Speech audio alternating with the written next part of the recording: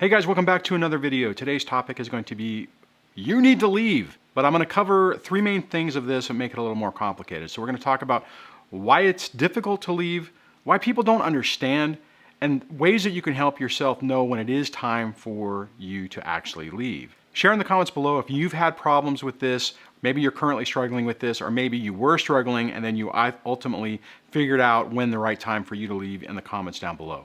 But before we jump in today's topic, I'm Duane, and if you want to learn how to get your life back, break the cycle of abuse, strengthen the relationship with yourself and your kids, start right now by subscribing and clicking the bell so you don't miss a thing. Okay, so the first part about this, and what I want to say on this, is this came up out of a coaching call. I was talking to someone where the person I was talking with said they were talking with another person who is saying, you just need to leave, you just need to go now. And the first issue we're going to talk about is why it's so difficult to leave.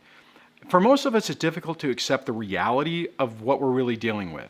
And there's a lot of guilt that we have with, have we done everything? Have we done enough? Maybe I'm wrong. Is it me? Am I looking at this incorrectly? And all of those things make it really difficult to leave. It's super easy for people to say, oh, you just need to leave, and tell you what you should do. But until you're really ready, then it's not really the time for you to do that. And I don't necessarily think that's really excellent advice just to tell someone, you need to leave, even if though maybe I might look at it and say, yeah, they need to leave. But until you get to the point that you understand what you're really dealing with, it's not that simple. And some of the reasons that it's really difficult for this is that we have a lot of fear with this. This isn't something that's real easy to understand. And there's a lot of fear of the unknown of, are you making the right decision? Is this really real? Am I blowing things out of proportion? And you really can't leave until you've exhausted all the options. And basically, when you've convinced yourself that there's nothing else left, that's whenever you can finally start coming to the point to say, okay, maybe this is the time and it's good for me to, or I need to leave. But until you're there, it's really tough to connect all those dots to know what you need to do. So the biggest hurdle on this is people just don't understand, right? They don't get it. It's easy for someone else, like I was saying before, to say, just leave, just pack your stuff up and go. But they don't feel the same thing that you're going through, or maybe they don't remember the same struggles that they had, meaning it's much harder to get to that point of being able to leave than to just have someone say you need to leave, or recognizing it. For instance, I can look at my situation and I can see way back when that I needed that this was this relationship was a disaster, but it took me 20 years to get to the point where enough things had happened. I had tried enough things to finally say, I just can't do this anymore. So I struggled a lot with this. Like I just said, I had to know that I did everything, or I knew that I wouldn't be able to forgive myself. I knew that I would be trapped in that, always wondering, did I do enough? Did I try hard enough? Did I do everything I needed to do? The reality is after time, I probably would have came to the same realization, but you have to prepare yourself so that you don't drive yourself crazy whenever you're just starting out on this. But people will just say, just leave, or don't do marriage counseling, or don't do certain things. And I get it, right? There's a lot of evidence that shows that a narcissistic personality type will manipulate, is an expert at manipulating people, and will be able to manipulate anybody you try to involve. I have a different opinion on that, and we'll get into that in a little bit later in this video. But friends, family, even online communities and other survivors may lose sight of these difficulties.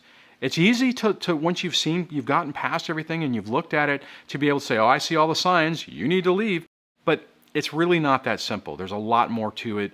And I think that by not talking about this, it makes it really tough for the person who's really struggling with this, because you think that something's wrong with you. Why am I struggling? Why am I still thinking about the person? Why can I not let go? Why can't I just leave? So the question is how can you help yourself know when it's time to leave? The struggle really is proving to ourselves that we need to leave, proving to ourselves that what we're seeing is real. So trying things like marriage counseling or reading a book or trying to do something to increase communications and make it better, and seeing what happens can be the key to knowing when things are just beyond repair. And on that, the key is watching what is going on. Make a list of what those problems are. When you try something, are there any changes? If you say that you need to talk and the person says, oh, I do care and I want to work on it, Are they actually following through? If you're using a marriage counselor, are they neutral, or are they blaming you for all the problems? Are they trying to victimize you in this whole process? This is a real key, and I just want to touch on this for a moment on the whole marriage counseling thing, because I know a lot of people are saying don't ever go to marriage counseling with a narcissist, and that is true. But at the beginning part of this, when you don't know, how do you know? Right? You just can't say that you know what they are, so you have to prove it to yourself in your mind.